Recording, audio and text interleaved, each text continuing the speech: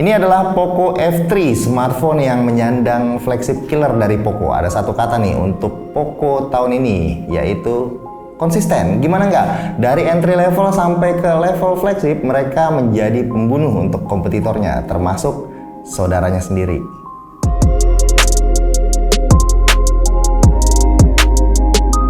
Akhirnya gue bisa nyobain juga Poco F3 ini karena kemarin itu kita penasaran soal jaringan 5G-nya.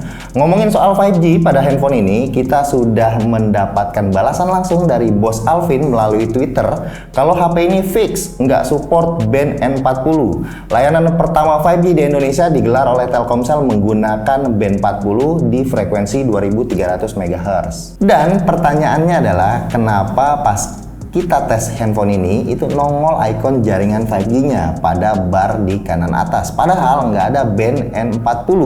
Dan kalau memang ini adalah jaringan 4G LTE, kenapa speednya itu bisa sampai 400 Mbps? Kemungkinannya adalah karena kita tes langsung di sarangnya Telkomsel berdekatan dengan antenanya juga. Makanya jaringan LTE yang berfungsi sebagai angkor 5G di frekuensi 1800 itu bisa secepat itu, melebihi 400 Mbps. 5G yang digunakan Telkomsel saat ini itu masuk dalam kategori NSA, non-standalone, yaitu jaringan yang didukung oleh infrastruktur 4G yang udah ada sebelumnya. Yang pasti gue sempat melakukan tes lagi di sekitaran Pondok Indah dan kali ini menggunakan aplikasi Cellmapper dan Ginetrack.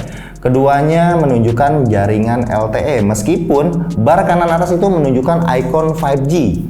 Gue coba USSD code juga sama, setting ke NR only lalu jaringannya mati alias nggak dapat apa-apa. Artinya HP ini memang belum support 5G pada band N40. Jangan bersedih, terlepas dari ikon 5G yang memberikan kesan PHP, yang pasti HP ini tuh udah 5G ready, cuma beda frekuensi aja. Nanti juga ada operator lain yang nyediain 5G dengan banyak pilihan frekuensi. Oke, sebelumnya gue mau ngasih tahu kalau firmware yang kita pakai saat ini itu udah terbaru untuk saat ini, yaitu MIUI 12.5.1.0 dengan security patch April 2021. Nah, sekarang kita lanjut ke bagian kenapa HP ini tuh dianggap sebagai flagship killer. Kalau udah label flagship killer, rasanya tuh males ya ngomongin performa aja, apalagi bahas bagian chipsetnya. Ya udah pastilah oke, secara Snapdragon 870 itu sama dengan 865. Mau main game pasti rata kanan. Enaknya kita sharing pengalaman penggunaan aja. Yang pertama adalah desain. HP ini tuh tipis, padahal baterainya itu lumayan gede, 4500. Pemakaian normal itu bisa sanggup sampai seharian. Dapat casan juga yang 33 watt dan ngecasnya juga cepet, cuma 1 jam.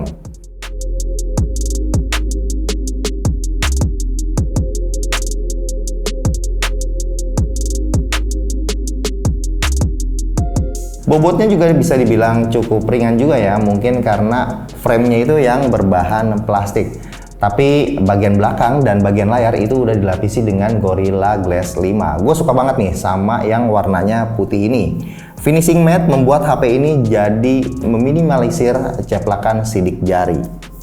Dilihatnya juga enak, rasa-rasa flagship Mi 11 series. Tapi kalau gua boleh jujur, gua lebih seneng pakai HP ini tuh tanpa casing meskipun dapet case bawaannya. Lihat ke depan, ke bagian layarnya, udah pasti nih kalian akan ngerasa wow. Layarnya yang berukuran 6,67 inci beresolusi Full HD Plus menggunakan panel AMOLED dengan refresh rate 120 Hz. Bezelnya udah lumayan tipis untuk kanan, kiri, atas. Cuma bagian bawah nih masih tipikal ya HP zaman sekarang. Di atas kertas layar ini tuh udah mantep banget. Secara harga gua rasa juga udah pas. Dukungan untuk multimedia seperti Netflix udah L1, bisa Full HD dan HDR10. YouTube juga sama, udah bisa play mode HDR.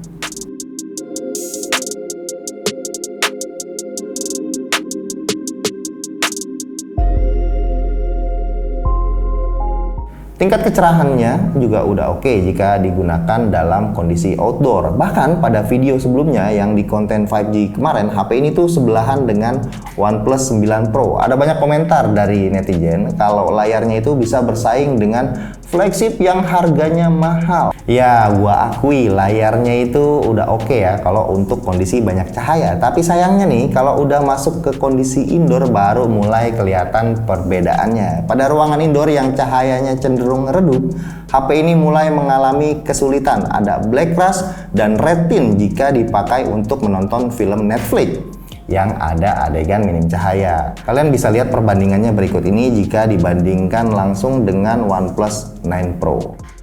Layar Poco F3 yang menggunakan AMOLED ini sebenarnya udah oke banget. Tapi kalau dibandingin dengan flagship mahal terbaru saat ini memang masih tertinggal.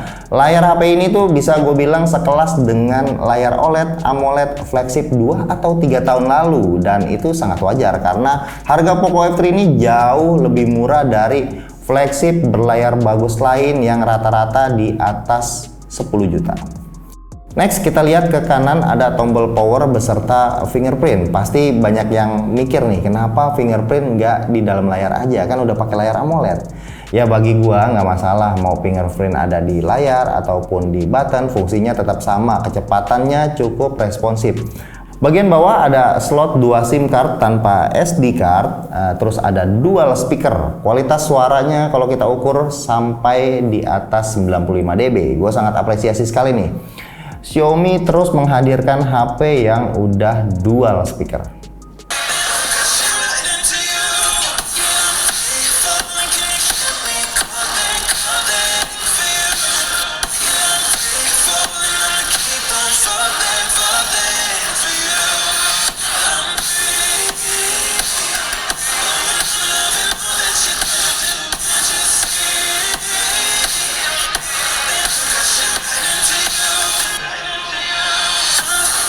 Lanjut ke bagian OS, HP ini datang dengan MIUI terbaru berbasis Android 11. Secara default, lumayan ada beberapa bloatware, ada Amazon, Booking, Ikiyi, dan Noveltune yang sebenarnya nggak gue pakai.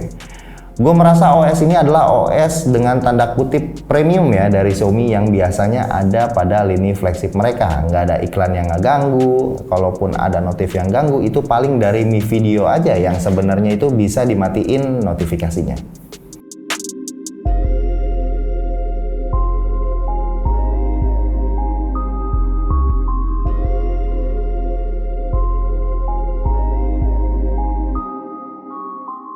MIUI pada HP ini juga merupakan custom UI yang banyak banget nih fiturnya. Ada always on display, terus launchernya khas Poco yang banyak kustomisasinya. Tentunya ada Google Discovery pada saat swipe kiri dari home screen. Gesturnya juga sangat lengkap, gue suka banget nih. Ada namanya fitur back tap yang bisa gue gunakan untuk membuka kontrol panel ataupun screenshot. Dan double tap pada fingerprint yang kita bisa custom pada perintah-perintah tertentu.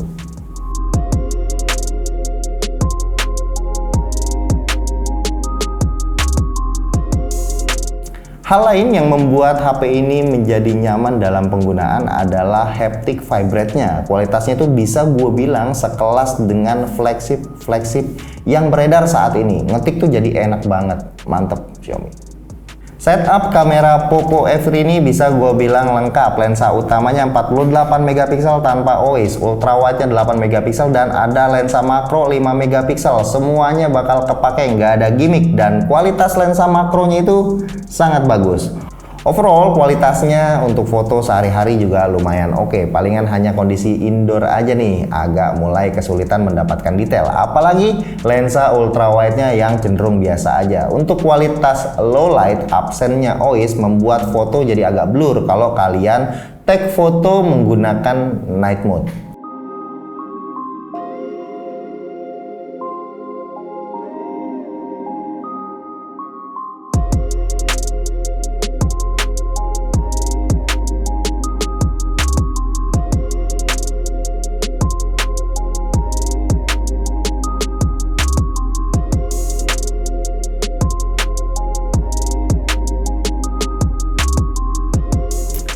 Karena ini udah masuk kategori HP flagship, maka fiturnya itu mengikuti kebanyakan flagshipnya Xiaomi.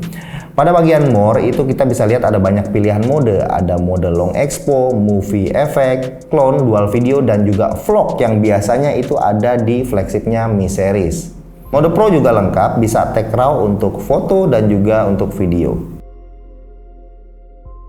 Masuk ke bagian video, secara default kemampuan lensa utamanya itu bisa up to 4K 30 fps dan ultrawide-nya hanya 1080. Itu terbatas dari resolusi yang hanya 8 megapiksel. Masalah yang nggak selesai-selesai untuk HP mid-range dan juga mid to high-nya Xiaomi adalah autofocus. Autofocus HP ini tuh kalau kata AA Gogon itu suka dangdutan, ya suka kedut-kedut gitulah fokusnya. Terus untuk mode 60 fps autofokusnya itu suka terhenti, nggak bisa bergerak sama sekali.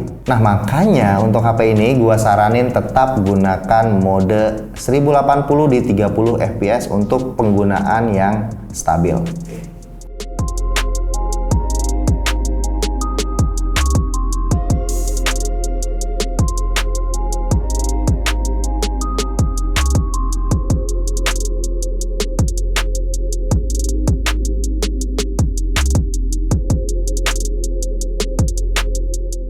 Untuk resolusi yang lebih besar, jangan khawatir karena HP Android itu selalu ada jalan untuk memodifikasi.